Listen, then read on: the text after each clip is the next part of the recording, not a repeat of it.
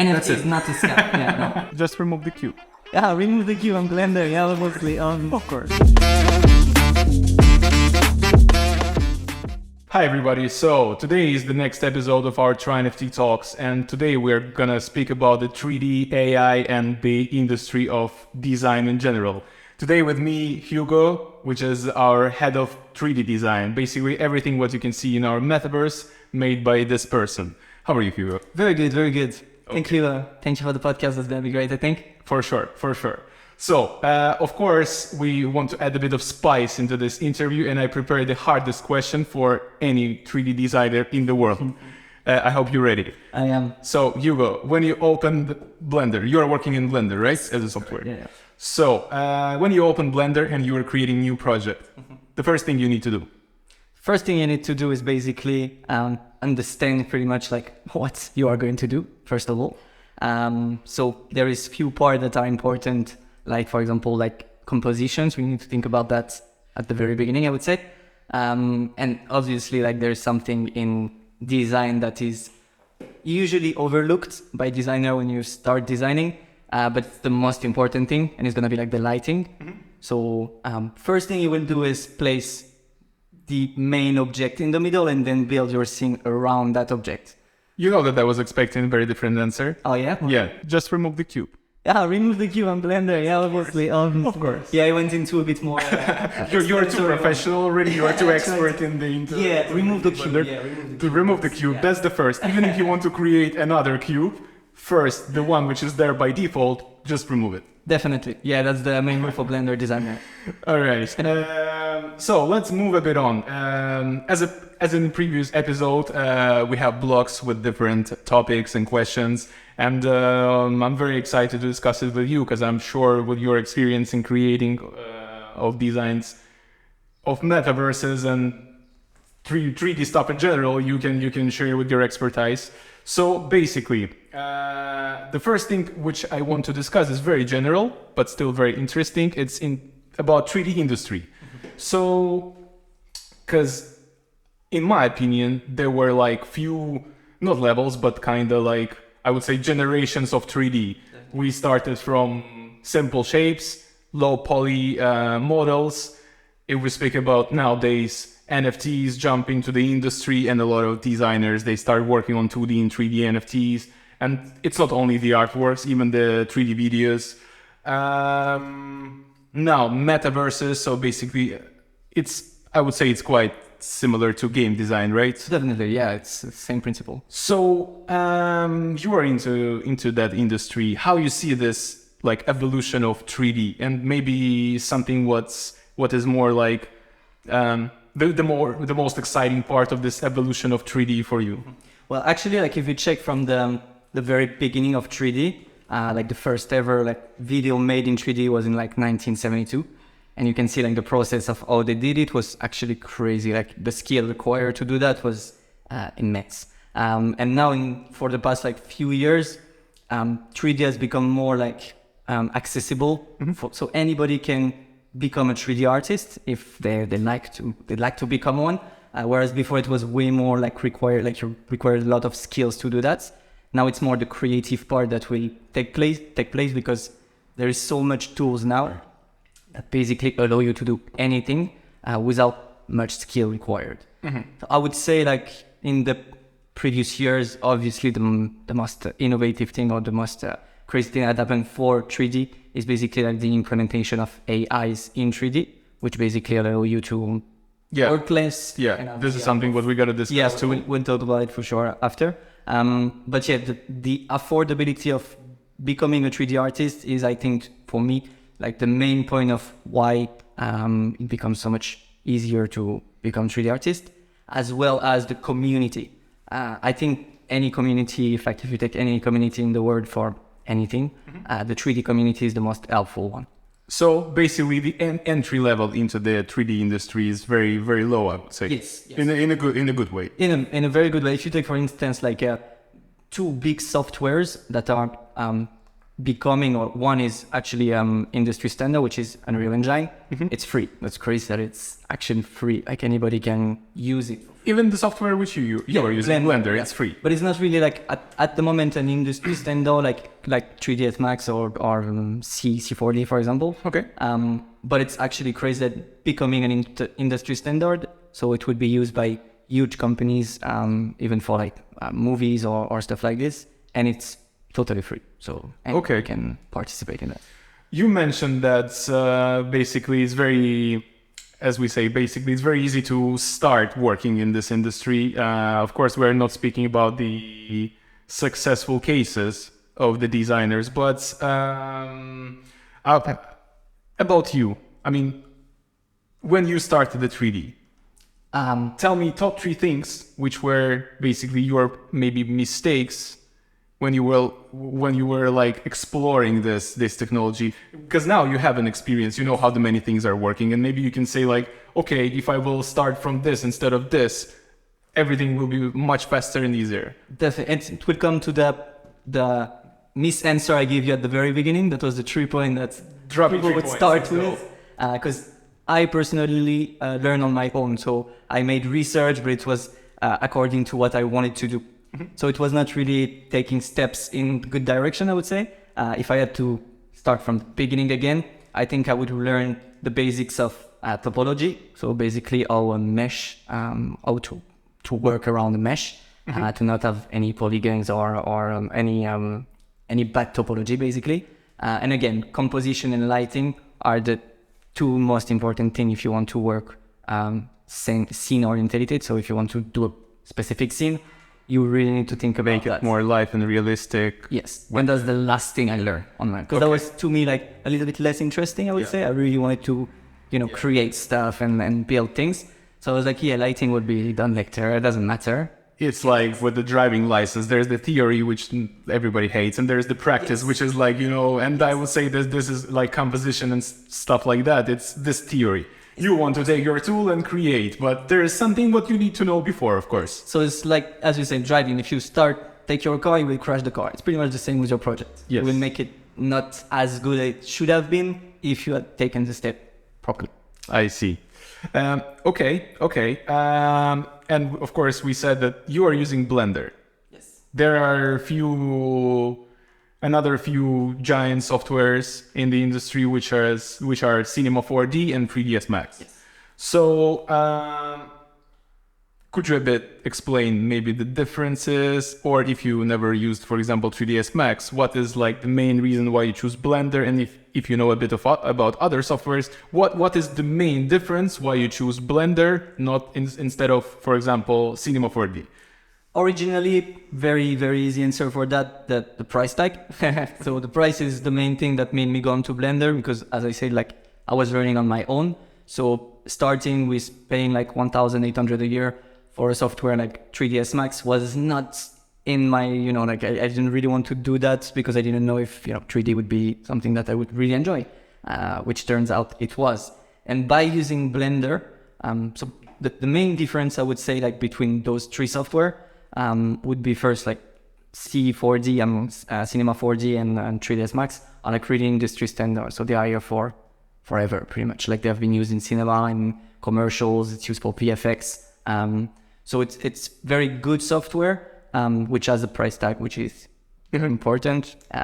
Blender, on the other end, why I like that software is that you can do so much with it. So it's basically a multiple software, if I may say it that way. You have the part where you can model till the animation, you can read from it, you can do pretty much anything with one piece of software.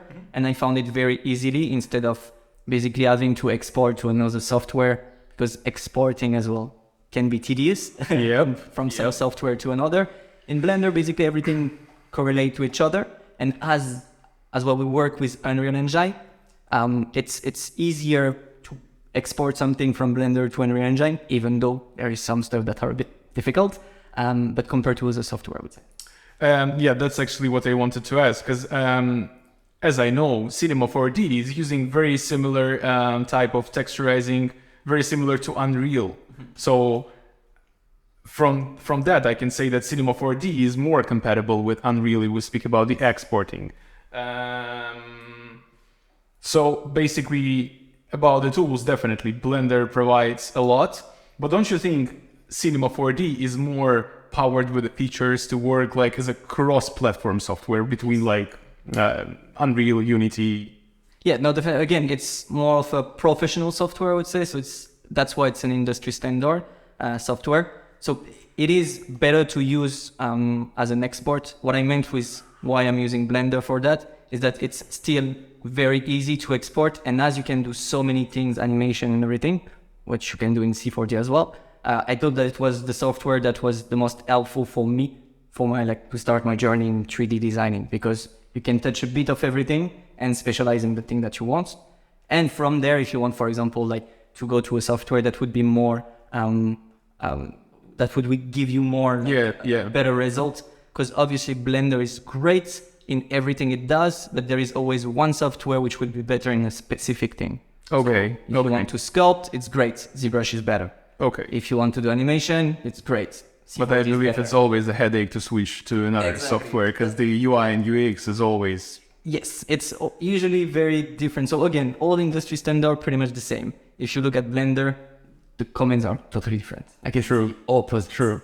So, that's why for me it's I'm very as well a cut corner kind of guy. Mm-hmm. So if I can find solution to basically do it faster or easier, I will do that. Okay.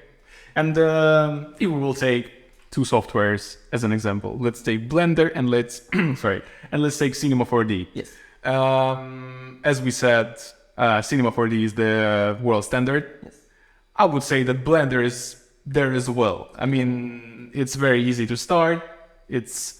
I'm not gonna say that it's very user interface friendly, because when I opened it, I was like, "What's going on?" Like, okay. And when I finally understand how to create low poly stuff, and I wanted to switch to texturizing, I opened shaders, and I'm like, "Okay, it's time to close." Yes, that's enough. That's enough. Usually the good reaction to it. Exactly. So, what are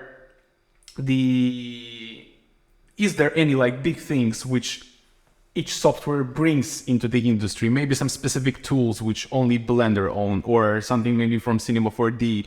So, because yes, it's a tool for professionals, but at the same time, it's a commercial competition anyway. Yes, it's more like it works differently. So for example, on Blender, you have the possibility to do procedural building, which will be based on GeoNodes. This is something that has been implemented as well. For those who are watching, and even for me, yes. What is GeoNodes? So, if you can shortly. Yes, so to make it easy is basically like in pretty much the same principle as Unreal Engine, where you have blueprints. It's pretty much the same thing.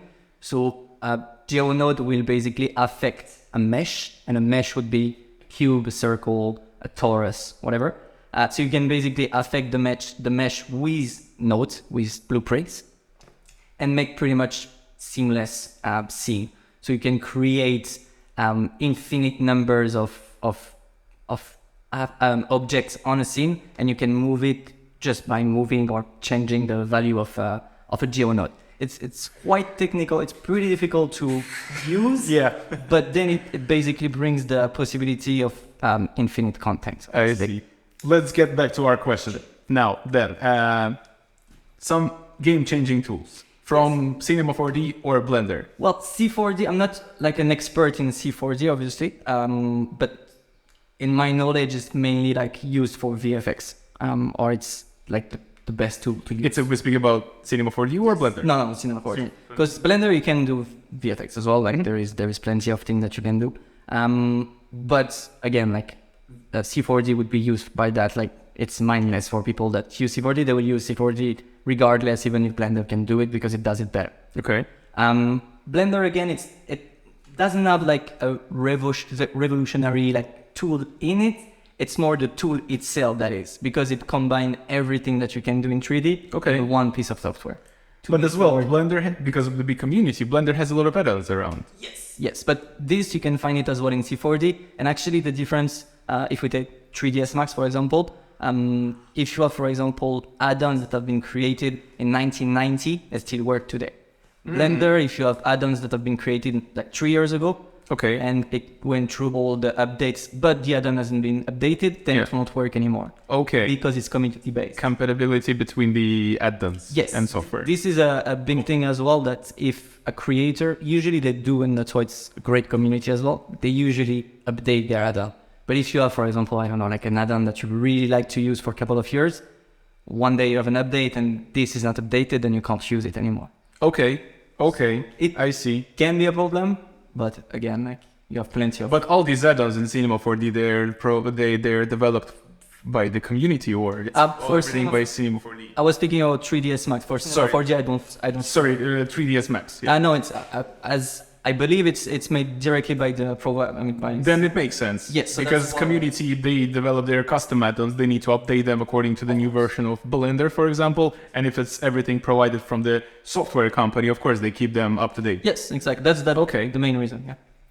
So, I would say the most artistic and creative question in this block, which is the last, and after we're gonna switch to one which is always tricky for designers.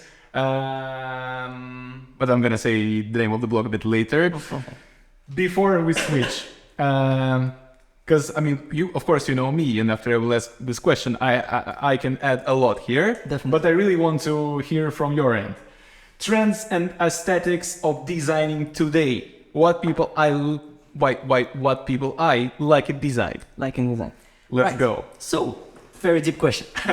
Because basically, aesthetic is always, there is always be like a subjective side on it, because there is always people that will like, for example, Exactly. the Minecraft style, for example, which Okay. is really pixelated, low poly.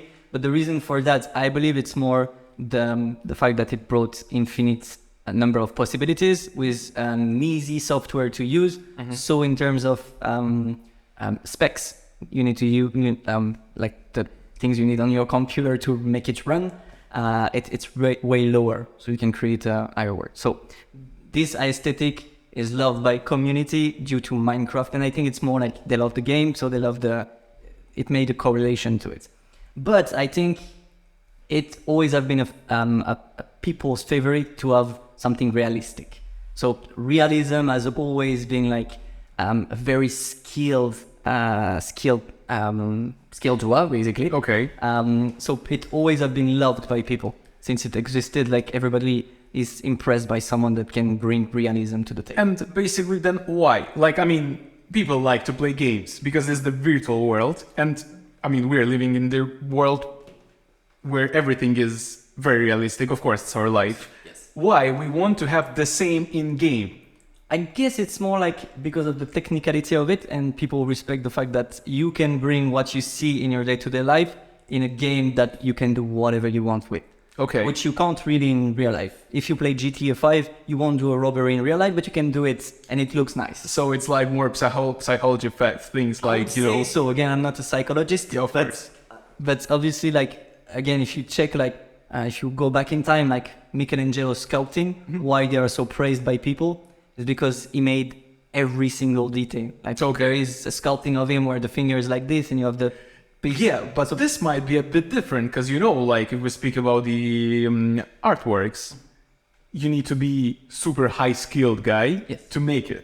Yes. If we speak about the game design, tell me if I'm wrong, or maybe this question is the addressing of this question to you is maybe it's wrong, but anyway, as I said, if you are creating the artwork, you need to be very skilled. If you are creating the game, the process is kind of the same of development. It's more like the hardware letting you make it look better. Like, for example, if we speak about the graphic arts, like those RTX, there's this retracing thing, like reflections from the light and from the objects, reflections of the light from the objects. Like before, it wasn't working like that. Now they bring this graphic cards, and now there is this option. How that works, you don't need to create the reflection, you just need to basically switch it on. And if your graphic card supports, you will see it in game. Yes, but you still need to be able to place the light properly. But this is a composition. Yes, but that's still a skill that you need to develop and to have to be able to bring something of quality. Because you can give that to anybody that don't know anything, he can place it on, give it to a proper artist, and then he will tweak it to make it look actually nice. Okay. So it will look nice, but it won't be like as nice as it could be using that tool. Now we're speaking about the huge departments where the creatives are working together, like 3D designers. There might be someone from cinematography, and they kind of work together, like the guy from, like we did basically. Yeah. Like I can tell you where to put the lighting, you can create the environment, and it's matching together, and it's amazing. And again, like as you say, like now we have lots of tools that help people do better designs. But at the end of the day, like if you want to do from scratch a human face, for example, which is one of the hardest things to do properly, you need to be extremely skilled to be able to do that. Yes, we have like now tools that help you to do it very easily, and anybody can do it pretty much. But if you give that tool to a guy that already knows how to do it, then you can be sure that if you compare the two, the one of the proper artists would be way better and way more sought after. That's it. Thank you. I mean, that's very, very good answer for sure. At least it make it clear for myself, and now I have better vision and understanding how that works. Now you know why I'm sometimes like, it's difficult. Yeah, I'm still gonna ask you to do these things. That's why we are here. Keep do that, yeah. Tricky topic. Okay. Marketing in 3D. Yes. I believe that this is kind of main conflict. Yeah. Between those two departments, I would say. Marketing department, 3D department, and there might be some people between. But when you are, as a 3D designer, it's very artistic role. So you want to create the environment or any assets. And there is this marketing department who are kind of dictating you what to do and how to do. So what are the main conflicts between these two departments? Well, like first thing is that you need to understand the product that you are trying to promote or to show. And the marketing department will be basically your eyes on the market, whereas you are the hand in the back room, basically. Mm-hmm. So that's why it needs to work seamlessly together, because, for example, me and marketing, it's not my field. I don't know about it. And that's why I give that to the people that do know about it. So that's their role to see what the market exactly. Exactly. That's your role basically, to understand like what the market is looking for, what people want, what our, for example, competitor would do, how and why they would do it that way. And it's very important to be able to provide something then that people actually want, because in any business, any brand that you're building, people are not selling product, but are selling emotions. And it's the same with basically the design that we're doing. Okay. We want to transpire an emotion to someone. But don't you think it's kind of like restricting your creativity? Like you in your head is like the world in this type of design, and then, for example, I'm telling you like, okay, we need to do it in that way, and you never thought about that way because you say it differently as an artist. But there is kind of this, I'm not sure if I can say pressure, but pressure. Which kind of telling you, listen, it needs to be like that, and it's more you are sticking to that. Yeah.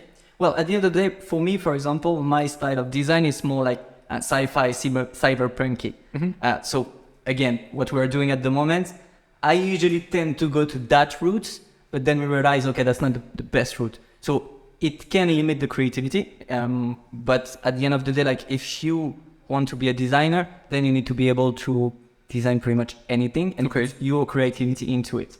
But there should still be your, signature. Yes, and that's the thing. If you check basically what I'm doing, it's gonna be in the style that we went to, but there would be as well sign of things that, okay, I know that's my style. Like people could recognize that due to that, or you could, like if you check, I'm pretty sure at some point you'll be like, okay, that's sci-fi here a little bit. So guys, when the Metaverse is released, please go try to find Hugo's signatures and take a screenshot and send it to us. There you go. So the most important trends in marketing and 3D. I mean, what today marketing requiring from the 3D designers? Because I mean, let's say he would speak about any product. It can be really any product. I mean, let's speak about the Metaverse because it's, I think, something closer to you. I mean, if you already have an No, answer, drop it. I wanted to us to rephrase. Yeah. Basically, the trends of design in games, and what's basically required from the designers in game design from marketing department mostly. Like, is there any specific things which you must include and you can't avoid?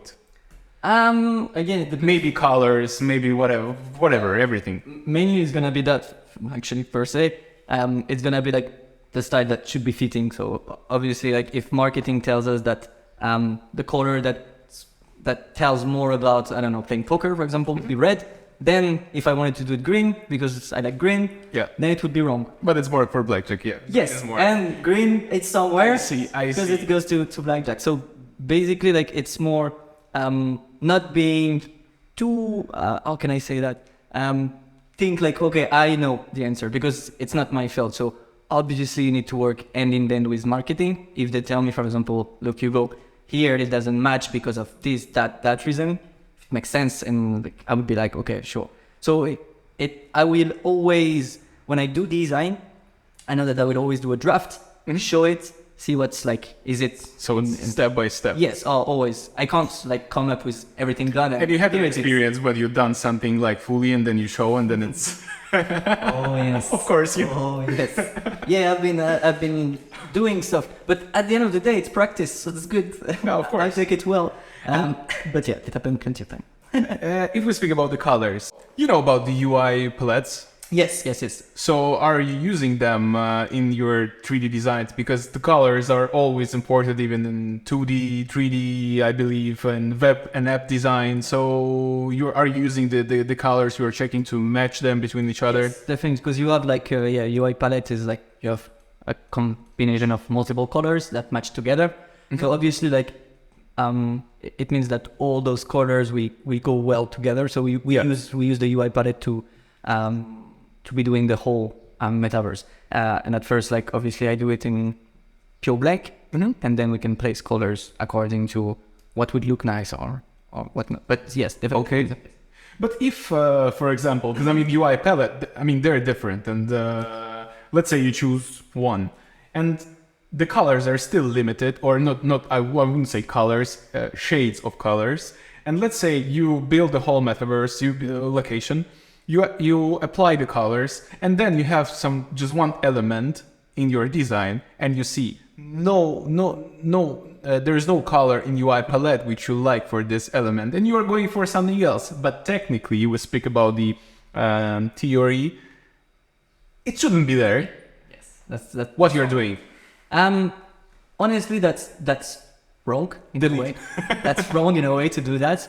But at the end of the day, like, with the composition you're doing, it's more like thinking, is it something that is out of the, like you really think it's out of the way, it doesn't belong here at all? Mm-hmm. Or is the color still matching to a point that it's enjoyable for the eye? Okay. If not, and usually I'm not doing it on my own, like I show it to everybody. Do you see something wrong? Yes, no. If so, then like let's remove it or let's leave it there.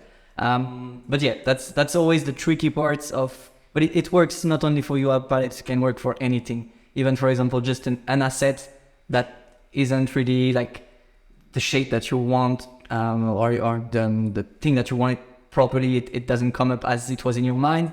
You always have to think like, is it something that I should keep in the scenery, mm-hmm. or it's better to remove it because it's gonna attract wrong attention, let's say. Nice. So you always have to think about even the small details. Yeah, small details. Yeah, the small details are usually what makes a scene great or terrible.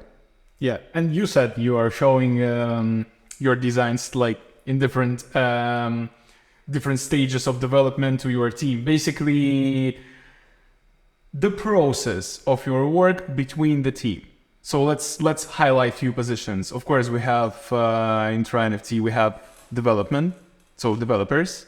You have me, and I'm kinda, I would say here, if we speak about the 3D, it's more into the marketing or maybe like Yeah. So, We're still in the first, middle, and last step, pretty much. yeah, the question is about the communication. So what's important for the 3D designer who is not working on the freelance basis, who is working in the company, in the project? So this communication, is there any things you need to, for example, agreed on with developers before you start, or with marketing, or with anybody? So your workflow, how that works? Yeah, for the very beginning is obviously the plan. So like, what do you want? How do you want it to be? What shape it should be?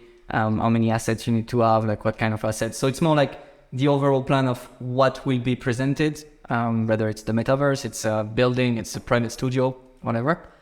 So you always have to agree on why we do it that way, and you need to think of the person who will be using it after.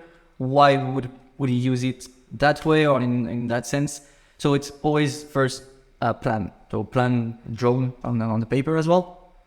Then you have obviously the building, the creation. Mm-hmm. And I always create one part of it, then check with the team, see if it's on the good way, if we should tweak things, Because sometimes like when you have a plan as well and you imagine it and draw it, you imagine something, and when it comes to life, then it's not really as you want it. Because here, of course, exactly it's different. Yes.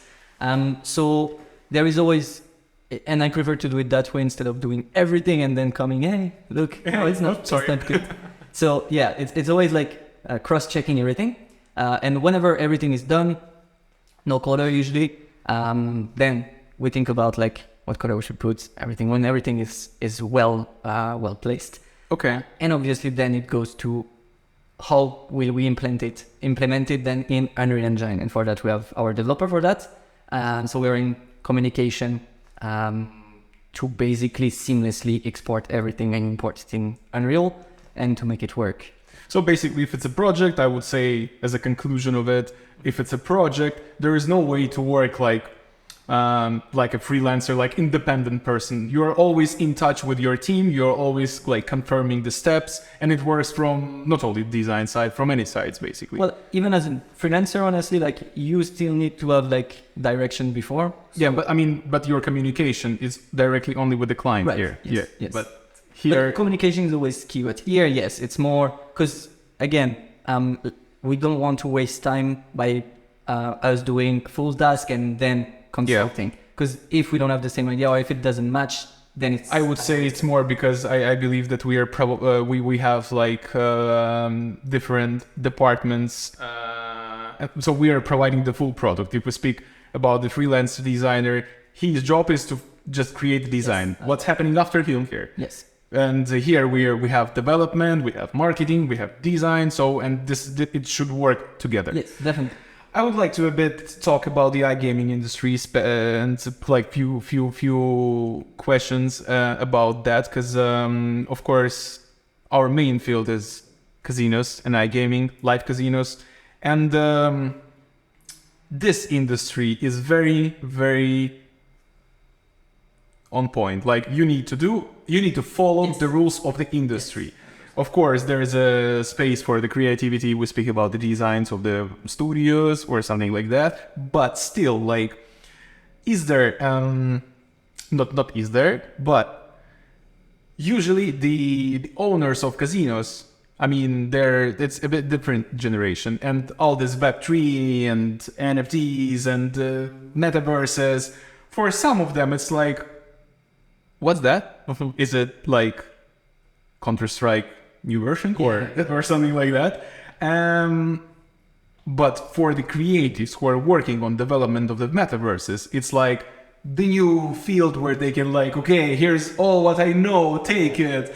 How that works, like when you want to bring something into that industry, is there as well the conflict between vision of these people who are making decision makers basically, and the designs and technologies as well? So the question is not only about your part of work, but in general, like your technologies, designs, and the virtual world, and the vision of these people who are in the industry a lot of years. I asked this question our developer in the previous episode, and he gave me quite good answer. So I want to hear from you as well. So basically, at the end of the day, it's 3D design. So if a casino, for example, come to us and say, okay, I don't know what the metaverse is, I want to be part of it, but I don't really know. I want my casino exactly as it is. I don't want something extravagant or anything. We need to respect that, and we would do it. And that's the beauty of 3D. If someone tells me tomorrow, look, I want to have a casino and it's on the moon, you have a casino on the moon. That's not a problem for 3D. So if someone wants to be a bit more extravagant, he can. If someone wants to be a bit more like conservative and have the pool or his casino exactly as it is in the real world, it's possible. Yeah, my question was more about if you want to approach new casino into that industry. Yeah. Well, for that, at the end of the day, it's more about education.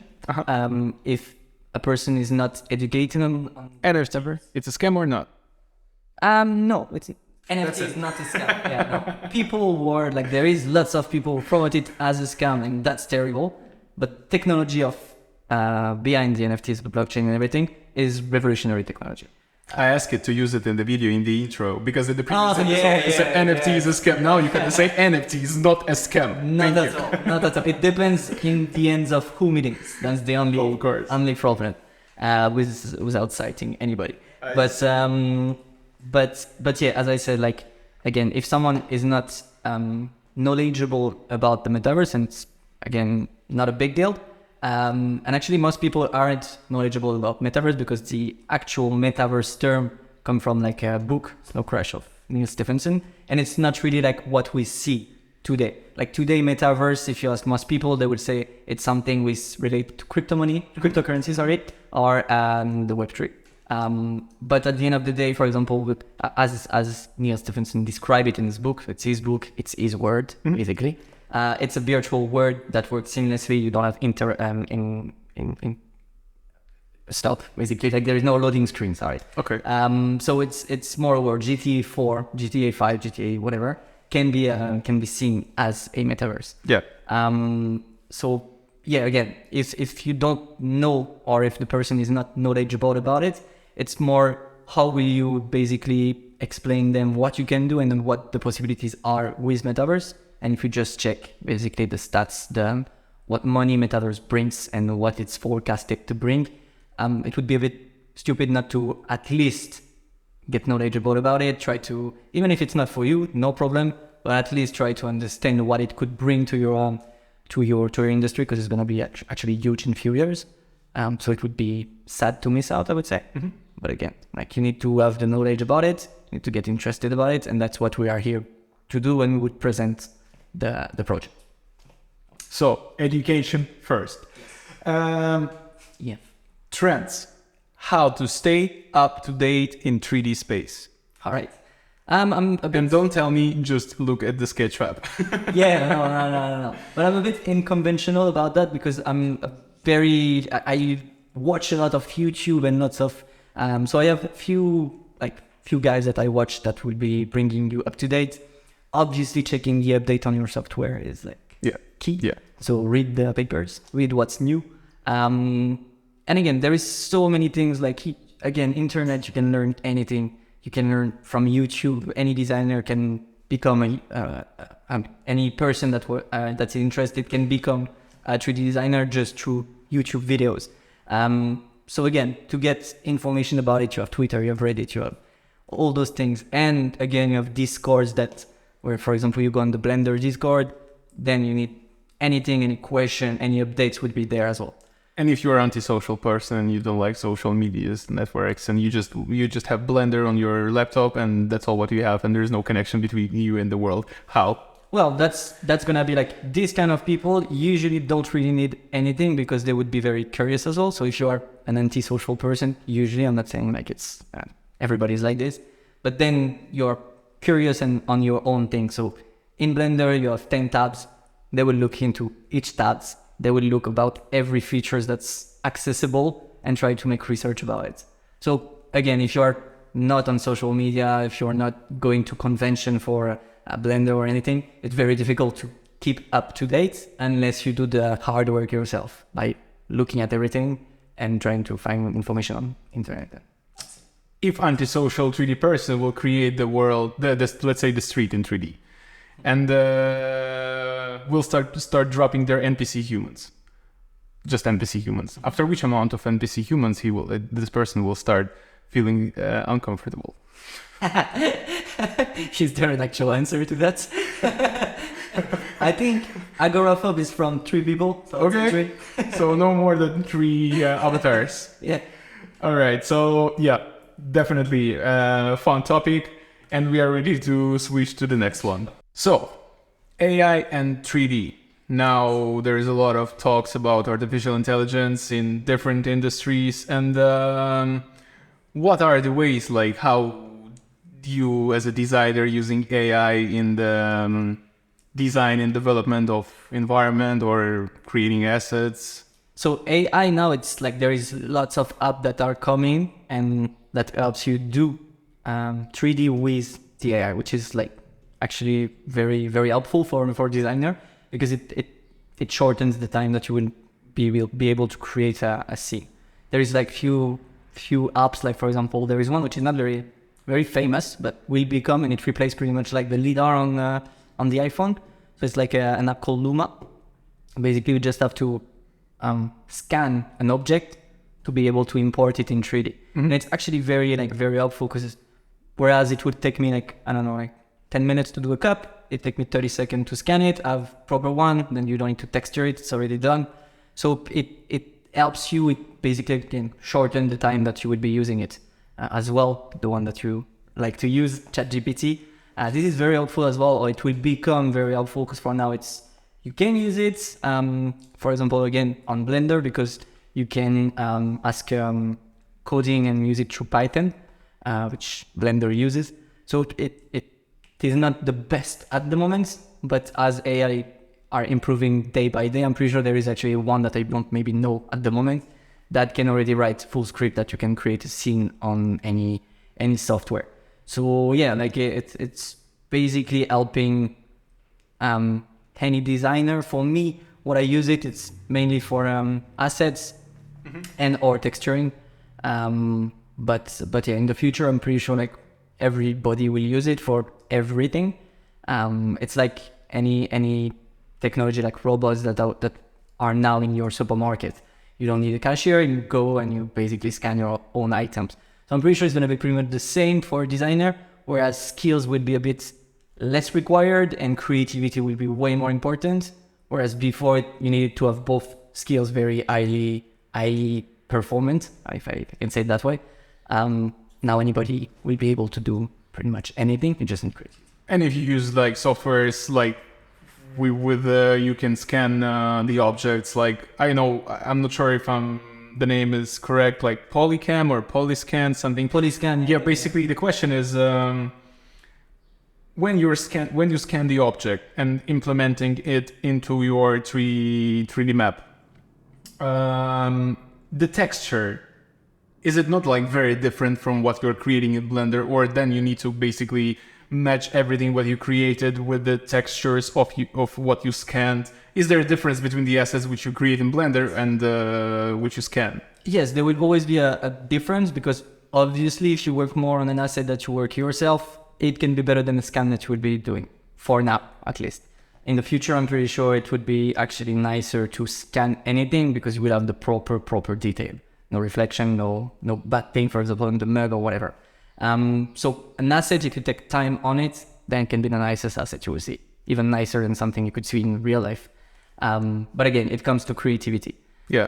So again, like when I use assets, you have always the possibility. And this is something that I wanted to ask you actually, because there is one software that is mainly used then to retouch everything, would be like Photoshop. And I think it's pretty important to combine both, to have an asset that looks very nice. Yeah. I know you use it a lot. Photoshop. Yeah, for sure. Photoshop is kind of your world. And as well, like, why do you think like using this in what we are doing could be like very important as well? How can you make an asset look nicer, even if like an asset is built completely on Blender? How can, for example, a tool like Photoshop or DaVinci or anything can help?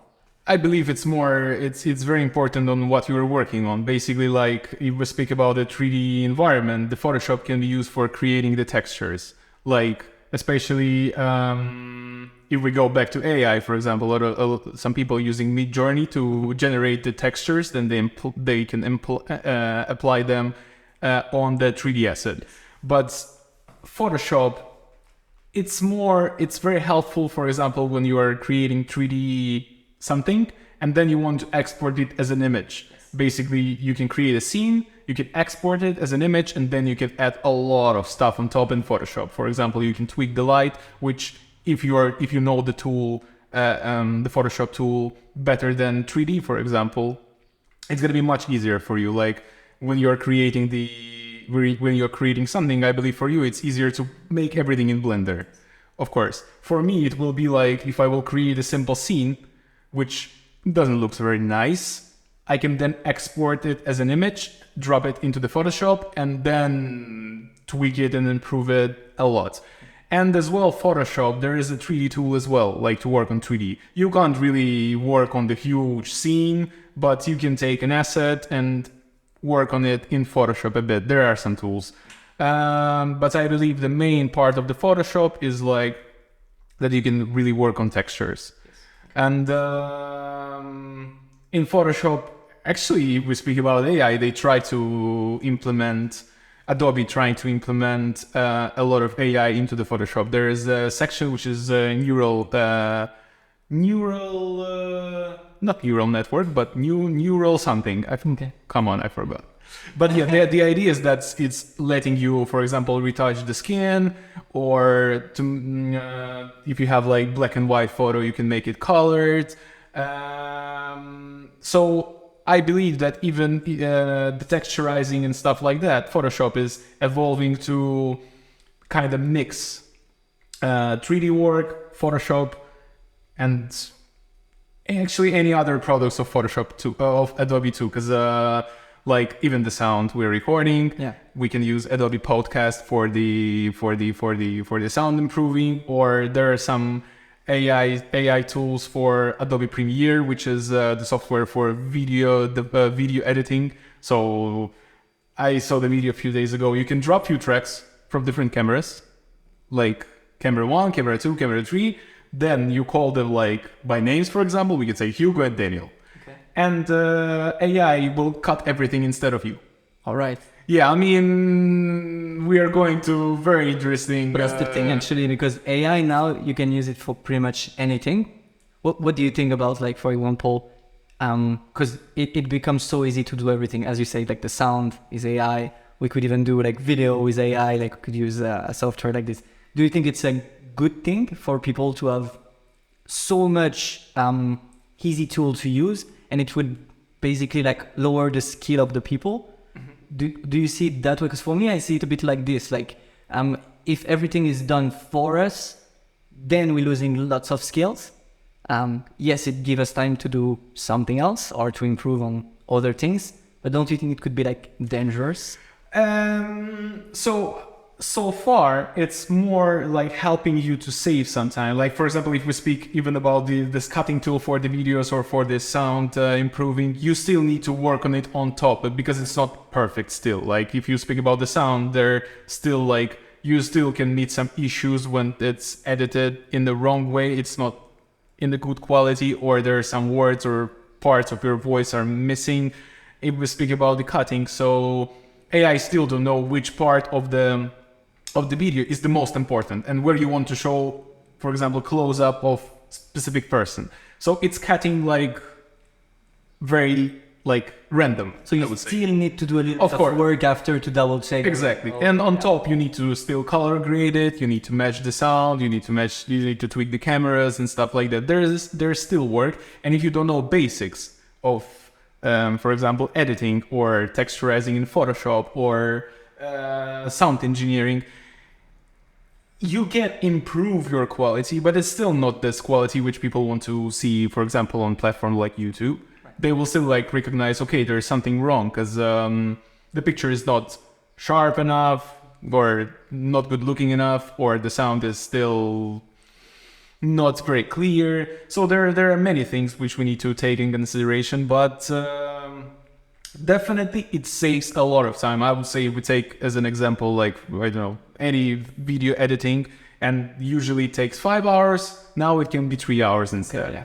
So so far it's just helping you.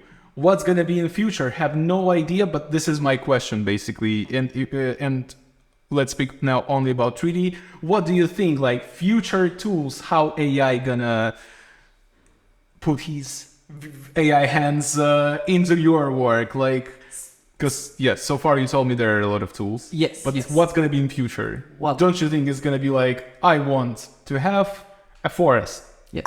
Forest there. That's what I think. Pretty much. Again, I'm not earmass, so I don't know, but we can see that already. There is an app, I can't remember the name, but that's what you just did. It exists. So it's basically you go, you type, I want a world with 3 moon, I want a 360 world, and it actually creates a map.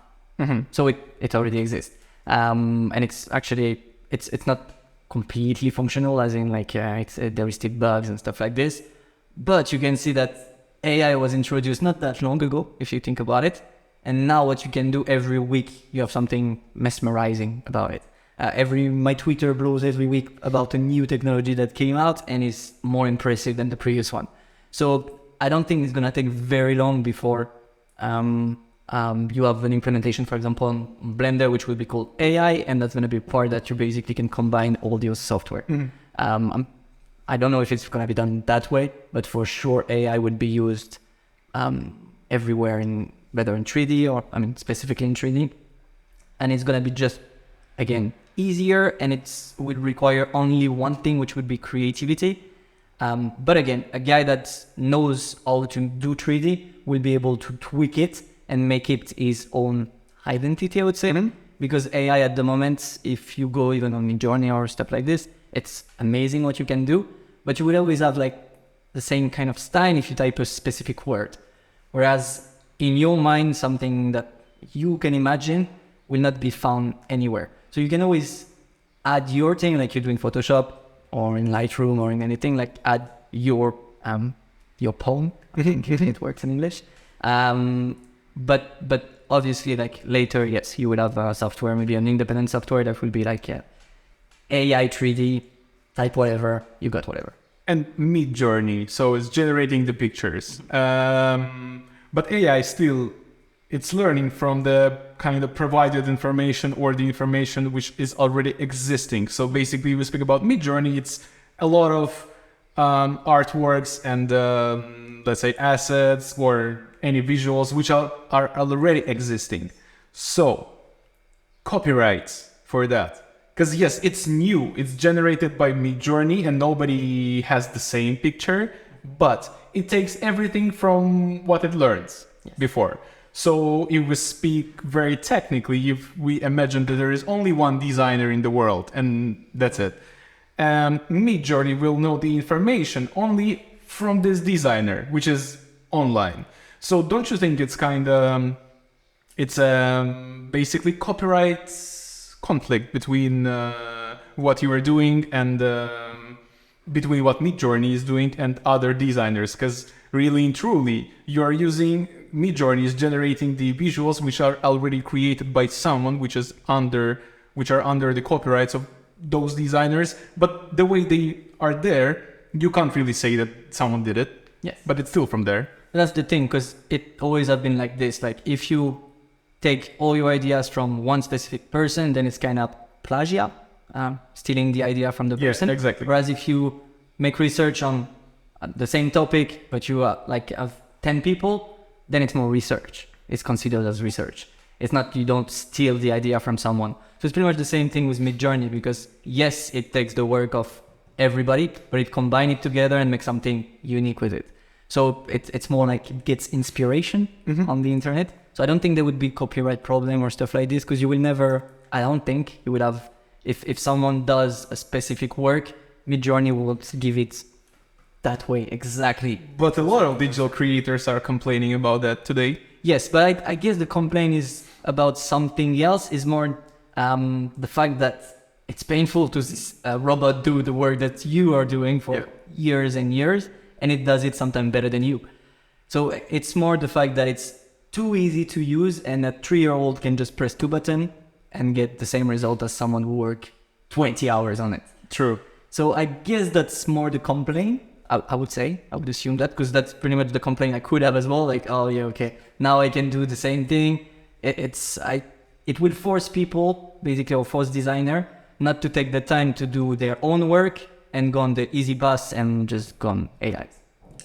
Okay, so basically we don't need to expect any copyright problems, issues if we use, for example, Midjourney for texturizing. No, I don't think so. No, that would make no sense to me. Because again, it's research compared to stealing the work from someone.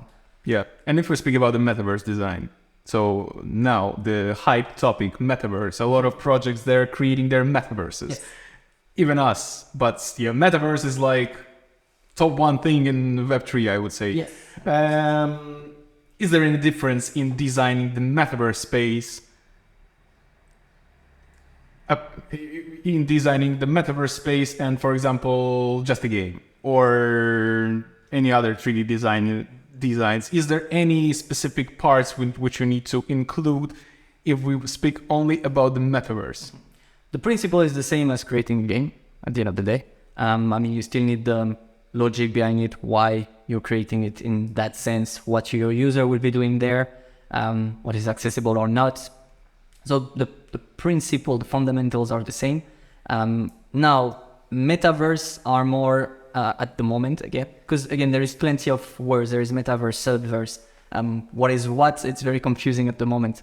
But what we are doing per se, it's more like a game, as in the logic behind it would be for people to come here to have a good time and basically spend time with friends and stuff like this, which a game would be the same if it's multiplayer, for example. You want to play with your friend in GTA once again. So the logic behind it would be the same. In terms of design, now it's more like based on marketing made on Web3 and how the Web3 is evolving, that you would base your marketing on or your design on. Metaverse that are the most famous are very pixelated at the moment, or very blurred in a sense. Whereas the most famous game or the game that are usually like nominated as the best game is usually the one which has the best graphics. And why you think actually that's a very good point. Why you think metaverses are so pixelized now, and even like new metaverses which are in development process? Why people following this type of style? Because we were discussing it as well with our developer. So, and regarding the optimization wise, I can understand that. But why designers, when they speak about the metaverse, kind of the first beat to start, it's this low poly graphics. Why do you think so? I guess it's because of the atmosphere, as in like in games. Again, the trend that was brought by Minecraft was, if I understood correctly, because I never really was into Minecraft due to the graphic for myself, but it was more the fact that you can create anything and you don't need to have a big computer to run it. So that's how it was made. Very simple game with infinite solution, infinite possibilities. Roblox, pretty much the same thing, as in like the graphic wise. So I guess it's more like the trend, and people kind of like that trend. And I guess Metaverse, why they did that is to bring back the sense of, like Minecraft, you can do whatever you want in there. It's gonna be the same kind of graphics. It's more to have like, I don't know how to say that, like something that reminds you of Minecraft. So that's why you can see like the main Metaverse are pretty much created that way. And as well, like there is a big thing, but it's the low spec it requires to run, because you have millions of people on it. So obviously, if you have something that could be very realistic, it's more difficult to optimize. Whereas something that is cubic, it's very easy. You don't have the same poly counts, which is super important. The thing is that now with the new release of Unreal Engine 5.2, if I'm not mistaken, now it's that there is a technology called Nanite. I think Nanite, yeah, Nanite. I wouldn't be the best person to explain that. I think our UI dev would be way better than me for that. But it helps you with basically the spec, and you can have assets that are way larger, way bigger in terms of poly count, that will still make you run the game easily with not a beast of a laptop. because of the way it's made. It basically like, I think it shows Yeah, only yeah, what's in yeah. front of you, what's behind you disappear. So that's just, nowadays, it will make more sense to something that is enjoyable to look and work as well as if it was something very pixelated. I think people would tend to go more onto realistic now that it's more possible to go to, then turn onto going back to the pixelated one. But again, it as well, it's a trend, so maybe people just like the way it looks. It's not my case, but again, like I'm not worldwide opinion. So. And there is anything like, if we speak about the metaverse designing, metaverse development, is there any like specific parts of the metaverse which you always need to include, but which you don't need to include in the any other game? Like, is there like a design signature for the metaverse, or it's basically game development, and then there is the backend in development which makes it works as a metaverse? Well, there is one thing that every single metaverse bring, but it's not specifically an asset or a way of doing. It's more that it's community based. You need to bring a community to your metaverse, and you need to, for this community to have no limitation. So there is plenty of metaverse at the moment that do it right, I would say, where basically they give the freedom of creation to their user. So it means that you invested there, you can create whatever you want, whether it's like I don't know, buildings, you want to do concert, you have business, you want to promote it there. It gives the freedom of the person to basically create his own video game and make money through it if they monetize it, for example. So this, I think it's very important, and it takes again the principle of Minecraft of come as you are and build what you want. Okay, so basically metaverse is opening the doors for different businesses as well. Yes. I mean, I believe that business is still existing in the traditional game development, but here you can implement things like such as blockchain, NFT, and stuff like that. Yes, 100%. That was Tokens as well. Main point I would say for metaverse is to exist. You need to buy your land first of all. That's the main thing you need to do. Okay. If you want to. Or you can create your own if you have your own metaverse. Yes, obviously. I mean, there is lots of metaverse that you don't need to buy a land, but you need to be part of the community to access. I see. Okay. So it's like Decentraland. You don't need to own a land. You can walk around, but you're still part of the community. You're still, using their metaverse, even if it's just to discover, if you leave the community afterward. But at some point in time, you were part of the community of Decentraland. Decentraland, very successful project. Yes. What do you think about the designing graphic-wise? Graphic-wise, I mean... Yeah, graphic, honestly. Design? I mean, again, the way they built it was very smart, a very clever way to promote it that way. Design-wise, I don't like it personally, but again, it's taste-wise. I would rather have something, again, way more realistic, because it's something that we are more interested in here, personally. Yeah. But again, brilliant marketing they have, and they know as well how to retain community, which is very important. And that's what makes a metaverse. Marketing, beast marketing. Yes. 100%. All right. One advice to the new 3D designer who wants to start from your end. All right. One advice. Only one. Yes. Okay. So there is one thing that will differentiate you from other person is to find your style. So if you are starting in 3D, basically, it's very important for you to realize like what you like and how you want to work, because soon, again, everything will become pretty much the same thing, very easy to do. If you have your unique style that you don't see anywhere, that's what will make you different than your competitors, I would say. So yeah, just have fun doing it, but try to find a style that, represents you. That makes sense. So guys, plan your future if you're a newborn designer. Check the trends, and of course, don't forget about the marketing side. I hope you enjoyed the video, and thank you for a lot of insights regarding the 3D space. Thank you very much. Guys, we see you in the metaverse, so soon we're gonna launch it, and you will be able to rate the skills of our designer. Thank you.